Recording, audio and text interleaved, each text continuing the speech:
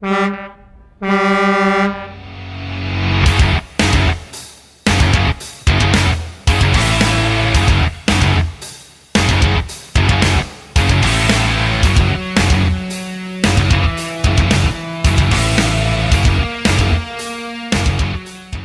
how you doing this morning, Matthew? I'm all right. Fucking also I guess before we start, or if you've already started or whatever, do you care if I do you want me to like not try to, or do you want me to try to like not swear a lot? Does it matter? Be you, man. All right, cool. I It, mean, I know you're a trucker, so you probably uh, I'm a trucker. I was in the Navy, raised by a Vietnam vet. So okay. yeah, yeah. Um I'm not easily offended. Sweet. Sweet. I'm not like a offensive dude, but sometimes I get like we got shit on the show a lot by people. They were like, this just is like a bunch like three dudes just cursing all the time. This isn't cool. And I'm like, okay. Yeah. Well, uh, I just really don't care, man. I Yeah. just want people to be them. That's kind of the point of all this is just to get to know people. Uh, and it just shows that we're all the same in the end. We've all got a common goal, Yeah, uh, exactly. trying to make something to keep us off cigarettes. Uh, True. so let's start there. How long did you smoke? So I started smoking like a lot later than a lot of people did. I like, I'd smoke like hookah and stupid shit like that when I was in high school, but I started smoking cigarettes in college. I went to art school, so I was around cigarettes all the time. I didn't really I didn't grow up around cigarettes. Like no one in my family smoked except like my grandma, but I she quit when I was like a baby, so I wasn't really like around smoking when I was a child. I just was around cigarettes a lot in college, and one of my buddies, he rolled his own cigarettes and he used like a blend of pipe tobacco with cigarette tobacco. And like I would go out there, I'd go outside uh when they would go on smoke breaks and stuff, and I'd always smell his cigarettes, and I was like, damn, that smells really good. And he like let me take a drag one day, and I was like, damn, that's really good. I like that. Like I liked the buzz of it, I liked the taste of it. And then he rolled me a pack one day, and that it was kind of just like like it ramped up to the point then where, you know, 2 3 years later I was smoking almost a pack a day. And I think by the end of it I smoked from like 2000. Wait, what year was that? I smoked from like 2008 till 2015, so however long, it's almost 8 years, I guess. Right. um and yeah, I smoked pretty heavily for most of like that 8 year period. I worked overnight shifts at Whole Foods for a lot, so smoking was kind of necessary to keep myself awake throughout, overnight shifts and all that. And then, yeah, so I guess like 8 years I probably smoked, and for about 6 of those years I was like a pack a day. And um, the only real reason I quit was because my son was born. And, that was when I kind of decided, like, oh, I should stop smoking. This is not conducive to like a good situation as a dad. And also just kind of was annoying to keep smoking because it was like every time I wanted to go have a cigarette, it was like, okay, go have a cigarette, come inside, brush my teeth, wash my hands, like wash my face so I can like interact with a newborn and not feel like I'm hurting him somehow. Right. Right. Um, Did you yeah. have any health issues from smoking that's maybe gotten better or anything with vaping or? I noticed the biggest like benefit because I play hockey. And when I first started playing hockey, I was a heavy smoker. So like, first few, I mean, it got used to it obviously because like I'm not like the most active person in the world, but when I play hockey, like I've gotten stronger and more endurance from that. But like once I started playing, it was like I would be winded like completely gassed, could not breathe. Like there were multiple times like during games where like I would be sitting on the bench feeling like I was going to puke after like a 45-second shift. And I mean, anyone that plays hockey knows it's like you're usually only out on the ice for at most like 2 minutes at a time. But during that 2 minutes, you're going like 200%. And yeah, like after like 45 seconds out on the ice, like I would literally feel like I was about to die. And then once I stopped, well, like, so when I first started vaping, like I did the dual use thing, like, because I couldn't just like, it would be like, oh, I like vaping, but there's no real replacement to a smoke in the morning or after dinner or whatever. And so once I stopped though, and I started vaping more, and as that, you know, smoking here, vaping here is like smoking went way down and vaping went more up. Like I noticed like my, like I was able to breathe a lot better. I could stay out on the ice a lot longer and not feel winded. And now, like when I go play now, it's like, aside from just the lack of playing like I used to, because I used to play on a team, so we would play like, you know, a couple times a week and shit. Like now I just go out there every so often to play pickup games or whatever. So obviously I'm not as in shape as I was then, but like even still now, like just going out one random Wednesday to play, like I can still skate for a lot longer. And I think the biggest thing I noticed like health wise was just that like I seem to sleep better than I used to. Like certain things still mess with my sleep. Just obviously having a 3-year-old, like he's got my sleep schedule all out of whack sometimes. But, you know, for the most part, like I used to have a cigarette before bed all the time, sometimes 2, 3, whatever.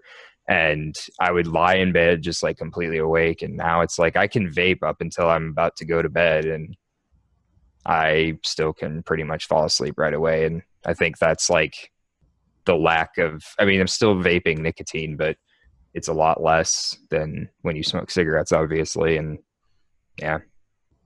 Right. Oh, and I can taste things a lot better now. Right. That's a big one. Yeah. So what got you into mixing? So it's funny because a lot of people that say they got into mixing say they got in because of, you know, like DIY or die, or like somehow randomly coming across like a vaping mixing channel on YouTube or whatever. I actually didn't know about Wayne or anybody until I'd been mixing for like 3 months at that point. I just got into it because I am an artist. I make a lot of like my own stuff. Like I cook all the time. Like I just like making things myself. And I thought like, I started like researching it and I was like, this is interesting. Like, and then I was on the e-cigarette, like ECR, the subreddit, and during some random holiday, I don't remember if it was 4th of July or Memorial Day or something, someone had posted on there like, hey, if you're interested in mixing your own juice, like here are a bunch of coupon codes for like flavor houses, nicotine base, all that stuff. And I was like, that's really interesting. Like I picked up a bunch of random shitty flavors from not Flavor Express, from Flavor Apprentice, Jesus, TFA. I picked up like a bunch of flavors from them, had no idea what the fuck I was doing. Bought like the glass bottles of TFA stuff that had no drippers or anything. So I had like 50 syringes trying to figure out how to like make shit. And yeah, I just kind of went into it without a clue on what the fuck I was doing. And then the only reason I mean, I got better after, you know, obviously trial and error, but the biggest thing that like got me interested in like getting better at mixing and stuff was, surprisingly enough, it was Wayne, because he reached out to me because he saw like something I had posted on like Drunk Vapes or some shit. And it was more about my art than anything. Like he saw a painting I did and he thought it was cool and he wanted to talk to me about my art and stuff on his podcast. And just during the podcast, he was asking like, oh, like, do you mix your own shit? Do you vape just like pre-made stuff? And I was like, yeah, I mix my own shit, but it all sucks. I have no idea what I'm doing. And then we kind of just started talking more, and he started being like, hey, watch this. Like, here's one of my videos. And I started kind of talking to him more, and just over a span of like 6 months or so, I met like him and Colt and Manson, and then Josh and Jerry and all the people that were on beginner blending, and kind of took off from there. Right. How many flavors do you think you got? Rough guess. I would say at least maybe close to 300 now. You said earlier that you've listened to like a lot of the beginner blending stuff, so I don't know if you remember, but the long running joke was the fact that I don't have any sort of good organizational method for my supplies. So the flavors that I use more consistently are sitting on my desk, and I have probably like 80 of those sitting out, and then the remaining like 2 something are sitting in a giant lunchbox in different plastic bags. Just thrown in bags. All right. Well, and that's what I do on the truck. I've got probably 500 flavors on the truck, and I keep them in the it's a longish tote, and then they're all in Ziploc bags, and I just organize them by brand, and then I just got to sort through that section to find what I'm looking for. But I mean, it works. It enables me to do it from a truck, right? Right. And that was always my thing, is it was like, I'd see people building like shelving units and all these crazy things, and I was like, that's really cool. Like, I like the organizational method of that and everything, but I'm just mixing shit so I can vape. Like, right. I'm not trying to impress anyone with my mixing station, so I don't really care. Do you still do single flavor testing? Not as much as I used to. I mean, so like the only time I really do single flavor testing is if a flavor house sends me stuff. Like when Flavora does their new lines, they'll send me the stuff like pre-release, and right. I'll of course, you know, you got people like Concrete River who fucking do their single flavor tests like the day they get them, so I never really get around to posting good single flavor notes before some of the other more active people do. But that's really the only time. Usually what I'll do is like, I've gotten to a point where like I know what I want to mix, and I'm no longer like, even recipes I used to really like that were like custards or creams or anything like that, like it's just, I'll mix them and something changed with like my palate or something, but like I just don't like a lot of those anymore. So when I get new flavors now, it's usually fruit stuff or candy stuff, and unless it's just something super obscure like an alcohol or like, you know, for example, I just got like Cap Silverline 27 Bears, and I had no idea like where it was going to sit in a mix. So I did a single flavor on that just to know, like, is this more of like a white gummy bear flavor, or is it like all of them together, or is it like completely missed the mark? So like with certain things, like those ambiguous flavors, like I will test those. But if I'm just getting something like a pear or a fucking apple or something, usually I'll just start mixing with it and adjust from there. Right. Do you have a favorite concentrate at this moment? Like just something that right now piques your interest, that if you could put it in any mix at all, it's going to be in there? Yeah. Recently, I think maybe like a month or so ago, I had finally gotten Inawera dragon fruit, or the pitaya, however they want to market it, but the Inawera dragon fruit. I fucking love that flavor. It's like, it's really interesting to me because it's super dense. Like TFA dragon fruit works really well as like an enhancer to strawberries or really any fruit. Like it adds like a nice boost of flavor to it. But Inawera dragon fruit, it's like got depth to it, and it's got like a really nice pineapple-y citrus, because I don't know what dragon fruit actually tastes like, but I've heard that everyone that has had real dragon fruit says it's pretty authentic. And the thing I really find interesting about it is that it has like a lot of body to it. Like it works on its own sometimes. Like it has this weird like underlying creaminess to it, but not like a dairy creaminess. It's just got like a thicker mouthfeel to it. And but it's still got like a candy element. It's still got like this really heavy like citrus fruit tropical element to it. It's just a really cool flavor. So I think right now that one's probably like my favorite. It's been creeping its way into mixes that I'm making that it probably doesn't even belong in, but I just put it in there to see what it does. Right. This question here usually stumps people. Is there a concentrate that we're missing that, like, if you could get with Bryson and Flavor and say, hey, I need you to make this, and they had to do it, what would that be? Man, I feel like they've like especially Flavora, they've come a long way with like filling a lot of gaps that we don't have.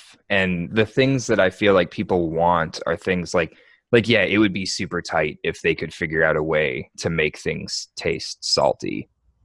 But you you can't like because salt is not per se a flavor. It's like something that reacts to your palate like with food that you eat. Like it's really hard to make things taste salty that aren't being eaten because vaping is more about like your nose than it is as much your like taste buds. So like salt would be cool, but I just don't think it's possible.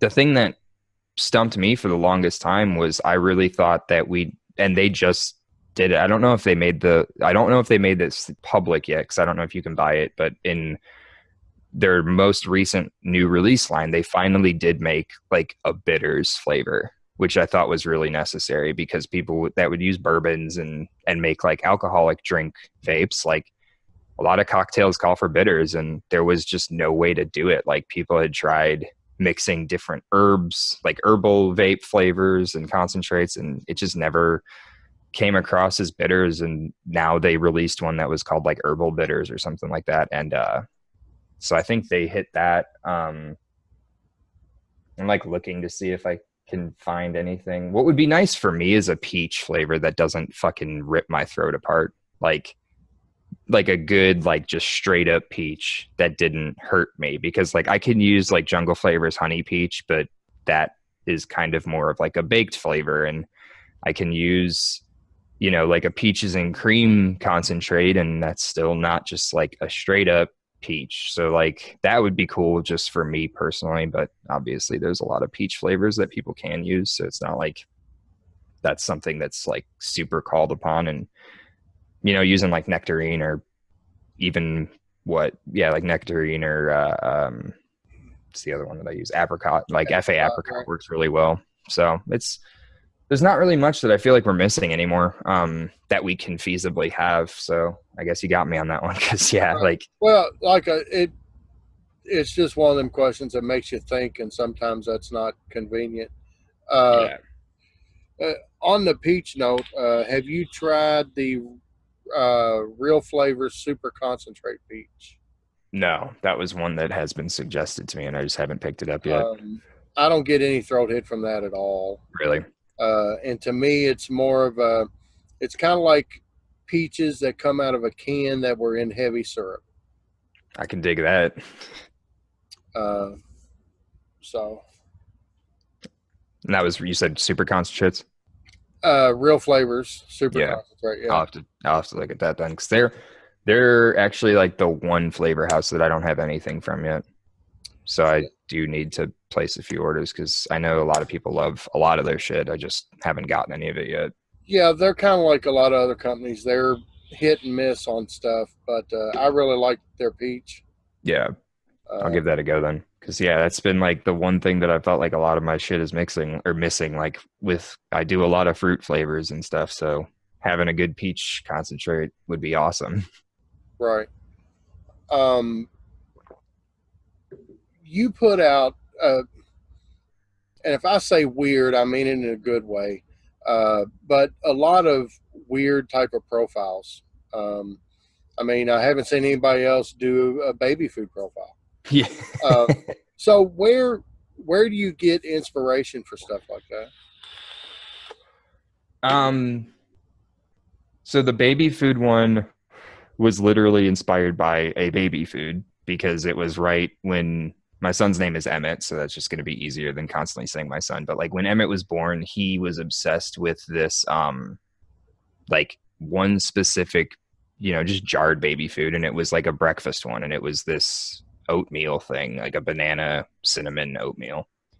And as a dad, like I was disgusted by most of the baby foods I'd see. He's eating like smashed up liquefied peas and carrots. And I'm like, that's disgusting, dude. And like you take a bite of it just to like mess around and it makes you want to vomit because there's like no flavor to it at all. It's just like Right. raw carrots in liquid form. Gross. But this this baby food cereal thing was so fucking good. Like I would buy like 10 jars of that shit because I'd have one that he would eat and I'd be eating one right along with him. And I was like, damn, it was such like it was like the first time I'd seen a baby food that was like, it felt like it had like flavor to it. And it had like these layers of flavor. Like there was cinnamon, there was banana, there was like notes of like other fruit in there. And I was just sitting here one day, like trying to figure out what I should mix. And I was like, I'm going to grab this jar of baby food and I'm going to try to nail this. And um, once I figured that out, I was like, damn, there's a lot you can do with mixing. So then I started just getting really weird. And some of the shit I put together, like there wasn't really too much inspiration behind it other than let me just create something fucking weird. And um like the grilled stick recipe that was supposed to be like a grilled pineapple that didn't work out but somehow still was decent after like 2 weeks of sitting. Like I was just like, oh, let me try to make a grilled pineapple. I don't know if this is going to work because you're throwing like tobacco with pineapple with like creams, and it was like gross as fuck on a mix. But after it sat for like a week and I went back to it, I was like, it's not awful. Like it's bad, but it's not, it's like weirdly like addictive. And then that was the same thing with IPA smoke. Like that actually I wanted to create like something that reminded me of like being drunk at a bar and having a cigarette, and like that was it. Like I just wanted to make an I really like, the only beer I drink anymore really is IPAs, and I was like, I had Yakima hops and it tasted like beer to me, so I was like, let me try to make like a tropical IPA type flavor and make it feel like I'm having a smoke with it. And that was about it. I mean, I like I like that people kind of like, whether they talk shit about it or not, like I think it's cool that like I'm one of those few people. Like I know couples like that and concretes like that. Like there are people in this community that make just weird flavor profiles, and even if people want to talk shit about like mine or whatever, like I think it's cool that I'm kind of sort of in that realm of like, this dude makes weird shit sometimes. Well, I think the weird stuff is good too because if nothing else, it gets people thinking and it gets them talking. You know, Exactly. um, he did this with it. Well, hell, maybe I can do this, and then we get something new going.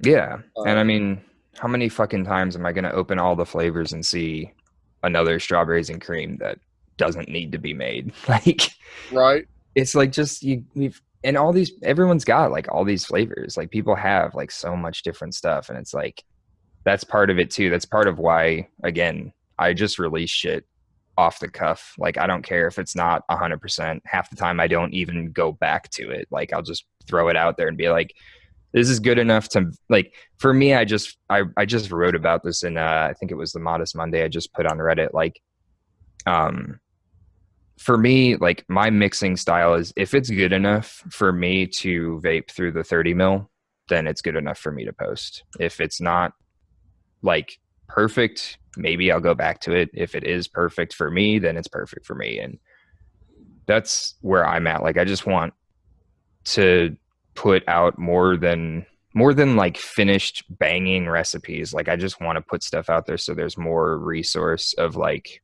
hey, you can do this with that, or this is why this works with that. Like I work in a kitchen, I'm an artist. Like I like taking things and like breaking them down and explaining it as best I can. So it's like if nothing else, like, yeah, maybe my recipes aren't 100% bangers all the time, but I will put out as much of an extensive note on it as I can, and then you can do what you want with that. All right. Do you mix other people's recipes also, or do you primarily just mix your own? Um, I probably mix like 5 other people's recipes a year. I'm really bad at like mixing other people's stuff, but the main reason isn't because like I don't want to be engaged in other people's recipes. 90% of the time it's just like I'm missing one thing from your recipe Right. and I'm not gonna remember, like I will remember about it and be like, well, I'm not going to place a flavor order right now. And then when I place my flavor order, I forget that I need that one thing. So it's like I used to have a separate like spreadsheet in my computer of like flavors for recipes that I needed, and then I just forgot to, like I stopped like using that, and I stopped like looking at it. And um I'll mix. So like, I guess I do mix other people's stuff, but it's like, I don't believe that it's beneficial to like mix someone else's stuff, substitute stuff out, and then give a review on that. Right. So like sometimes what I'll do is like, if I see something that really intrigues me on all the flavors or Reddit, like I'll mix it with what I have, and I'll tell the person like in like a private message or whatever. I'll be like, yo, I mixed this with that and it was good. Or I mixed this with that, and from like what I can tell, maybe that one thing that I'm missing is what bridged this gap or made it good. But like for me, like if I remember a while ago I saw like this weird, like, again, it's just fucking like a strawberry ice cream thing or whatever, but I was missing like one or two of the cream elements of it. So I did it with what I had, and I was like, hey man, like this is good, like it tastes good, but I really doubt that the creams you're using are boosting your strawberries more than what I'm tasting. So maybe like try this instead of that, and like you might get more of a strawberry note of it. Or if you weren't going for like a heavy strawberry, then good job, like it's perfect. Like Right. Right.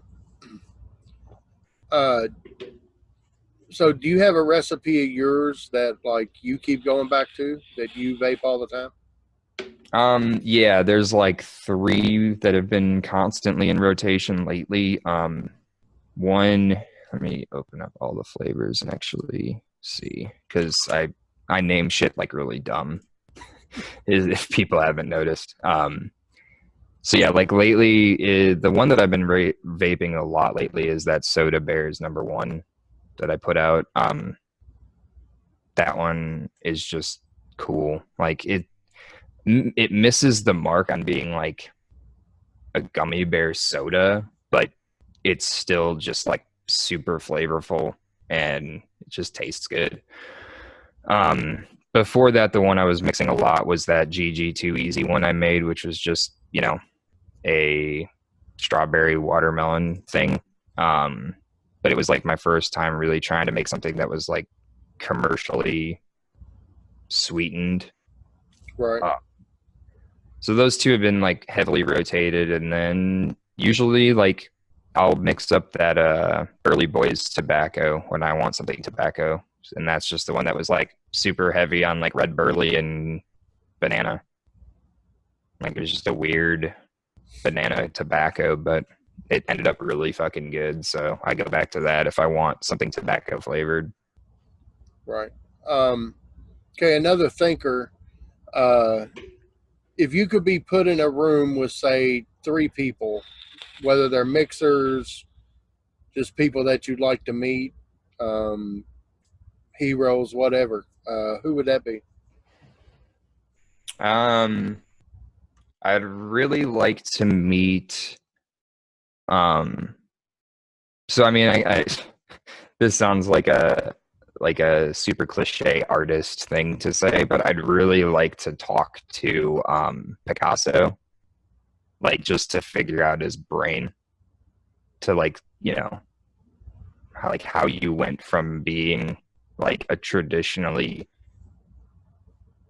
and not saying that he's not skilled, he's a fucking genius of an artist with the way he was in his later years and everything, but like he started off being like very traditional and like he painted like normal looking stuff and it was amazing, and then like as he grew into his art and his style, like he just got weird, and I love that. Like I love people that get weird, so I'd love to see like just to talk to him and see like what his personality was like and shit like that. Um, from the music standpoint, I would probably like to meet the guitarist from uh, Periphery, because I just think he's super arrogant now, it seems, but his name is Misha Mansour. He's just like a genius with guitar and music and audio production, and just everything that he touches is usually gold. And then number three, um, just because like I've been friends with him for so long and I've never met him, I would really want to hang out with Concrete. Just because like him and I feel like have very similar personalities and we joke around all the time, but I've never met the dude. So meeting Concrete would just be fun because he seems like a dude that I would just be able to like kick it with forever and it would never get boring. You're an artist. Let's talk about that for a little bit. Your your art is kind of it's kind of dark, wouldn't you say? Mm-hmm. Oh yeah. Uh, and you do mainly watercolors. Yeah. Yeah, it's been for the past like 8 years probably. I've been like just primarily working in that. Cool. Where can people find your art? Take a look at it. So I used to be really good at making and posting it everywhere, but I don't as much anymore. So the best place I always post my shit on my Instagram, so that's where you can see it. I have a website, but I haven't updated it in like 2 years, so it's pretty outdated. But my Instagram is the place I put all of my shit on. So whether it's finished or not, like it goes up there. Right. What advice would you give to a new mixer? I mean, somebody they've got some flavors, they've got their VG, PG, and Nick, and a scale or syringes, but they have no idea where to start. What would you tell those people? Um, I guess the biggest thing would be like my biggest advice to new mixers has always been just go through recipes by people you know are good. You know, there's a lot of names that float around all the time as successful mixers. You know, there's like, and especially people that, you know, there's always like Jesus, there's always a like specialty to these mixers. Like, you know, Fear is really good at tobaccos. Koppel's really good at tobaccos and like weird profiles. Concrete's good at anything. Like Wayne's good at commercialized recipes. Like I know everyone wants to shit talk like DIY or die and say it's like a hype train circle jerk thing, but as much as it is that sometimes, like Wayne puts out recipes to help people get into mixing that are used to vaping commercial stuff. So it's like my best advice is even if you don't know the person's name and it just has like some good reviews on all the flavors or Reddit or whatever, like find a profile that sounds good to you, buy the shit that you need for that, and then mix that, because then you can like find a baseline of these flavors that work while still vaping something that tastes good. Because that's, I know the biggest problem is like when you're a new mixer, all the shit you make probably doesn't have much flavor or just tastes bad or whatever, and you don't have a good place to start. I think it's a lot easier now to be a new mixer than it was, say, like 3-4 years ago, like when I started. Absolutely. There's a lot more people that are good, even people that aren't super active. Like there are people that put out 2 recipes and they're both good recipes. Like there's a lot of resources, and I feel like the people that complain about their stuff not being good, or they complain like, oh, I just can't figure it out, like they're just not trying hard enough to figure it out. Like as much as of a dick thing that sounds to say, like at this point in DIY, there's no reason why you shouldn't be able to figure it out. It's just either laziness or, you know, that thing that we see where people want everyone else to do the work for them, which isn't going to help you at all. Like sit down, look at some flavor notes, look at, you know, all of the shit that people like Concrete and Emily and everybody do. I mean, shit, you've got Noted. Dave, Emily, Chiba, like those motherfuckers are making it easy to understand flavors. So just watch a Absolutely. couple episodes of Noted. They set it up so you know exactly what like what flavor profile they're talking about, and they go through an insane amount. Like there's no reason that you don't have a starting point anymore, especially with a show like Noted, like and now developed. Like there's just no reason. Like there's so much resource now that you just have to look and find it. Right. Do you remember that feeling when you finally mix something that you're like, hey, I can do this? Yeah. Um and funny enough, it was Drunken Pears that put me there. And that was a complete fucking fluke. Like um it was something I used to cook. It was like a bourbon brown sugar like pear thing that I used to make in the summertime. Like just slow cook a bunch of pears in this like brown sugar bourbon reduction and then pour it over ice cream and you eat it. It was so fucking easy to make, but it was so good. And I was like, I'm gonna try to make this into a recipe. And it took it was the first recipe I spent like months on. And once I nailed it, I felt like, damn, like I kind of understand this and I kind of like realize that I can do it.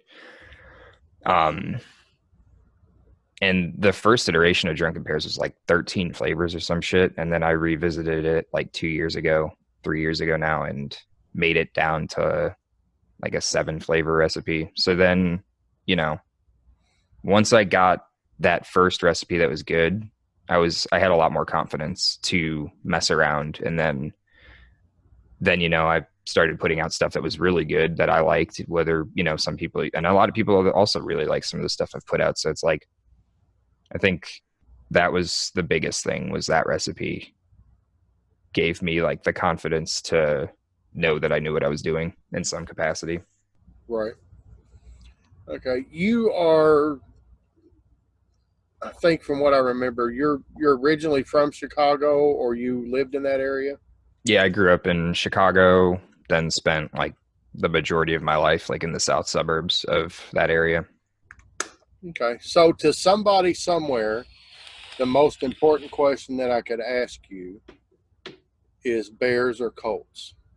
Oh, fucking I hate football, but Bears obviously. Like I it's funny because now I live in Indiana and everyone's like, "Oh, Colts," and I'm like, I don't give a fuck. Like the biggest thing that happened when I moved to Indiana was I found out that 90% of the people in Indiana are stupid and prefer the Red Wings over the Blackhawks. Like because Indiana doesn't have a hockey team, so everyone decided to go with Detroit for some dumbass reason when Right. you've got Chicago to root for. Right. All right. Is there anything else that you want to put out there that we haven't talked about yet? Um, Not really. I mean, um, yeah, like I said earlier, I was surprised that anyone was still even interested enough in me as like a person in this community to do an interview. But I guess the most important thing is like I just rebooted Modest Mondays, which was like a beginner blending thing that Josh used to do, and I decided to reboot that on Reddit. So if you're on the DIY subreddit, check that shit out. Every Monday I post something. Um, and you know, I always say it at the end of my posts on there, but you know, you're gonna fuck everything up, dude. Like it's not gonna be easy when you're mixing, but if you're new, like that's who I'm targeting most of the time is people that are new mixers. Because when I was a new mixer, I wanted to quit a million fucking times and go back to smoking or just spending an exorbitant amount of money on pre-made shit. Like you can go to the store and buy a 30 mil for $30, or you can spend $30 and have enough shit to make like a gallon of juice. Like, dude, just stick with it, don't fucking stop, and take all of the failures as a learning experience. I mean, you're still in some way testing your flavors, even if it's a bad mix. You know what works and what doesn't. So keep at it, and you'll get better. And shit, you'll even still. I put out I still mix recipes that suck. Like everyone's gonna fuck shit up sometimes, so it doesn't matter. I'm sure Wayne won't admit it, but that motherfucker definitely puts out shit that isn't good sometimes. So, Yeah, like, well, and we learn from that too, yeah. So that's always good. All right. Well, Matt, I appreciate you sitting down and doing this, man. Yeah, thank you for asking me, dude. That's it's nice. It's a good feeling.